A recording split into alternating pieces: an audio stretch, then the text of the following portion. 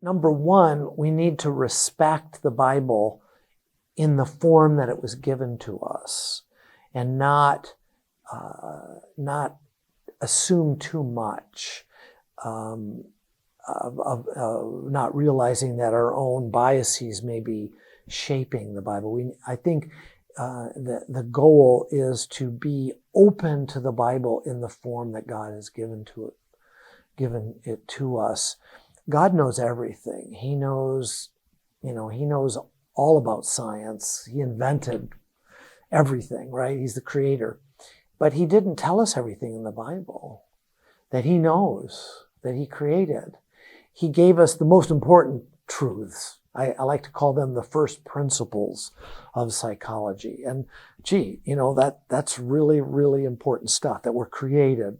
We're created in the image of God. We were created good. We are fallen beings. We're alienated from him, and we can't get ourselves out of that predicament. We need his help. We need his salvation in order to begin the process of restoring us to God's design plan for us through Christ and through our relationship with God. So those are the first principles, just real briefly. We need those. Those are the beginning of a Christian psychology. The Bible itself makes reference to things like shepherds and to lambs. That implies that the Bible, the biblical authors and the Holy Spirit who inspired the whole thing, they all recognize that there's a world that's bigger than the Bible. And I think the key of being a biblically minded, grounded Christian is to take it for where it's at. It's written to us in everyday language for everyday life. And that's a great blessing. And then some of us are called in the sciences and in philosophy and even in theology to think through what are the implications of biblical teaching and how does it shed light on all of life without turning it into a book that it isn't. It isn't a science textbook. It's not a philosophy textbook.